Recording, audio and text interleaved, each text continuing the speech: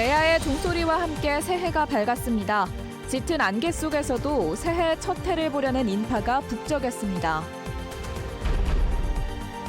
새해에는 결혼과 출산에 대한 지원이 한층 강화됩니다. 충북에서 새해부터 달라지는 제도를 정리했습니다. 총선이 100일 앞으로 다가온 가운데 여야가 인적 쇄신을 예고해 관심입니다.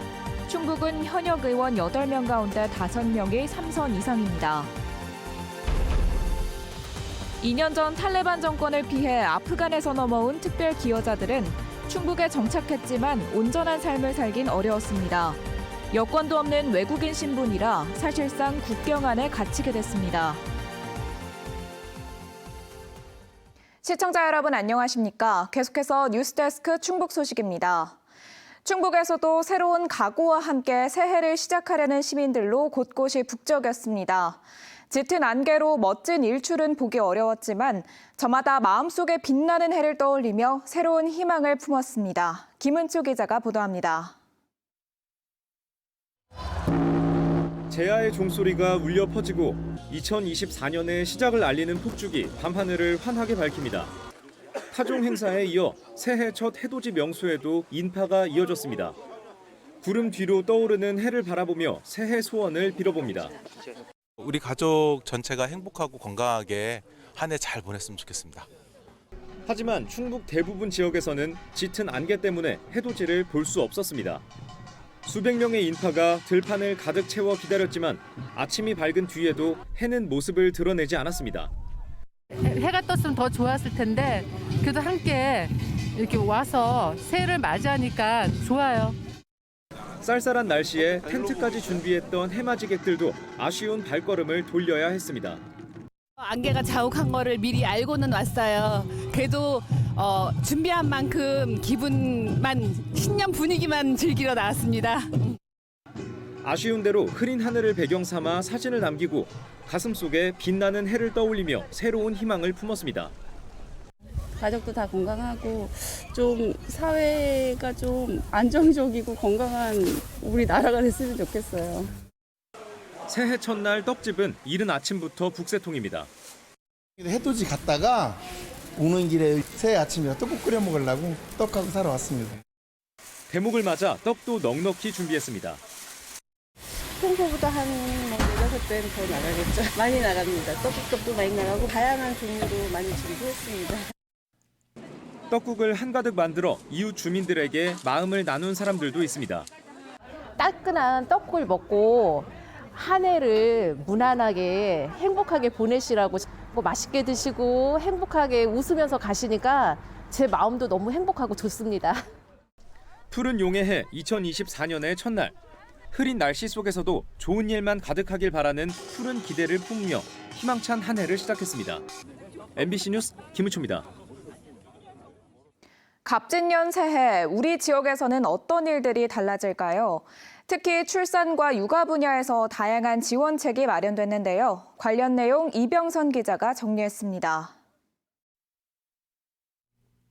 결혼해서 아이 낳고 기르는데 경제적 부담을 덜어주는 시책들이 새해부터 도입됩니다. 혼인신고일 전후로 6개월 이상 도내에 거주하고 있는 19세에서 39세 신혼 부부는 최대 100만 원의 결혼 지원금을 받습니다.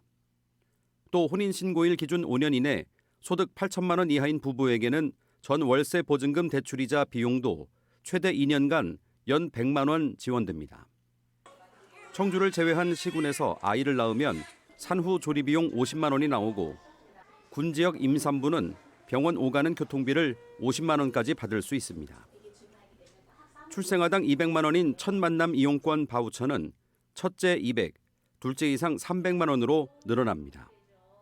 1,000만 원이 나오는 출산 육아 수당은 지급 기간이 1살에서 시작해 6살까지 6년으로 조정됩니다. 출산일로부터 5년 이내에 자녀와 상시 거주할 목적으로 12억 원 이하의 주택을 구입하면 취득세가 500만 원까지 면제됩니다. 이 밖에 산모 신생아 건강관리, 난임 부부 시술비, 고위험 임산부 의료비, 미숙아 선천성 이상아 의료비, 선천성 난청 검사와 보청기 지원 사업은 소득 기준이 폐지돼 누구나 혜택을 봅니다. 최근 3년 내 최초로 남성 육아휴직을 시행한 100인 미만의 사업장에는 1,000만 원까지 맞춤형 패키지가 지원됩니다. 내년도 최저임금은 9,680원. 그런데 충청북도나 도의회, 산하기관 등에 직접 고용된 노동자가 받는 생활임금은 11,437원으로 3.9% 오릅니다. 등록 외국인을 포함한 도민이면 누구나 자연재난 상해보험에 자동으로 무료 가입되며 기존 도민안전보험에는 성폭력 범죄 상해보상금, 사회재난 사망보장 등 3개 항목이 추가됩니다. 충주에서는 3자녀 이상이던 다자녀 가정 입학지원금이 2자녀부터로 늘어 초중고 각 30, 40, 50만 원씩 나오고 사회복지시설 종사자 건강검진비가 경년제로 1인당 30만 원 지원됩니다. 진천 군민이면 누구나 7월부터 무료로 버스를 탈 수 있는데 청주를 오가는 버스와 혁신도시 자율주행버스, 수요 응답형 버스는 제외됩니다. MBC 뉴스 이병선입니다. 새해를 맞아 이제 4월 10일 국회의원 선거가 100일 앞으로 다가왔습니다. 이번 선거는 출범 3년차를 맞는 윤석열 정부에 대한 중간평가인 동시에 현역 의원들에 대한 평가이기도 한데요. 이번 선거의 의미와 지역의 바람을 김대웅 기자가 정리했습니다. 총선을 앞두고 여야가 앞다퉈 인적 쇄신 경쟁에 나섰습니다. 공천관리위원회를 구성해 현역 의원들에 대한 평가를 마무리하면 이른바 물갈이에 나서게 됩니다. 충북에서는 현역 의원 8명 가운데 과반인 5명이 3선 이상이어서 얼마나 살아남을지가 가장 큰 관심사입니다. 불출마를 선언한 사람은 아직 단 한 명도 없습니다. 정우택 변재일 의원은 6선에 도전하고 이종배 박덕흠 도종환 의원은 4선에 도전할 가능성이 높습니다. 거기에 청주 흥덕에서 3선을 했던 노영민 전 비서실장이 청주 상당으로 출마할 가능성이 높은 상태입니다. 다른 지역에 비해 여성이나 청년 후보가 부족하다는 평가가 나오는데 어떻게 인적 쇄신을 하고 또 경쟁력을 갖출지가 과제입니다. 가장 이상적인 조합은 초선과 중진, 그다음에 남성과 여성, 청년과 중장년이 좀 어느 정도 균형과 조화를 이루는 공천이 필요하다고 생각합니다. 중앙에서는 윤 대통령의 지지율과 한동훈 비상대책위 활약 여부, 민주당 이재명 대표 사법 리스크 등이 선거에 영향을 줄 것으로 보입니다.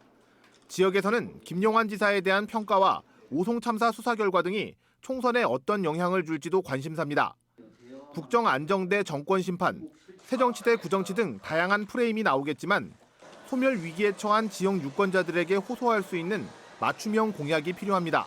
지금 최대 현안인 중부내륙지원특별법의 전부 개정, 그리고 청주국제공항의 민간 전용 활주로 신설, 충북 지역 의대 정원 증원 문제.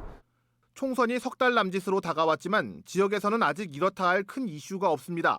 공천 결과와 후보들이 내놓는 공약에 따라 이번 총선의 표심도 움직일 것으로 보입니다. MBC 뉴스 김대웅입니다. 2년 전 미라클 작전으로 아프간 특별 기여자들이 탈레방 정권을 피해 한국 땅을 밟았습니다. 충북에서도 10명이 정착해 지내고 있는데요. 이들이 어떻게 적응하고 있는지 이초원 기자가 만나봤습니다. 청주의 화상 전문병원 옥상. 외국인 화상 환자를 전문 의료진들이 신속히 병원 안으로 옮깁니다. 의료진 사이로 눈에 띄는 외국인 의사. 아프가니스탄 특별기여자 칼리드 씨입니다. 해외 한국병원에서 근무한 경력을 살려 현재 다양한 종류의 응급 화상 환자들을 돕고 있습니다. 3개 국어도 자유롭게 구사해 해외 의료진들을 상대로 화상 전문 교육도 담당하고 있습니다. 지금 모잠비크에 있는 의료진들, 저희 병원에서 수련을 받고 간 의사들을 대상으로 컨설팅 프로그램을 계속 진행을 하고 있습니다.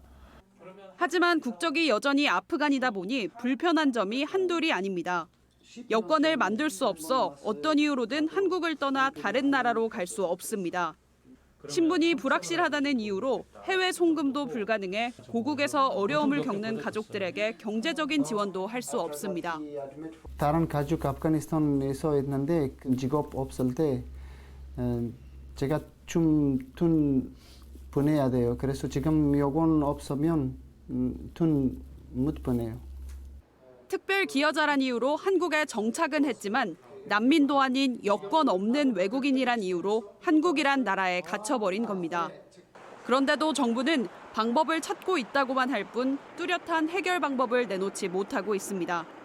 그렇게 취업을 시키고 싶다가도 해외여행이 안 된다 그러면 이제 보류하는 거죠. 왜냐면 체류 조건은 굉장히 다른 이주 노동자보다 좋은데 또 난민의 그런 법적 보호는 못 받는 약간 사각지대.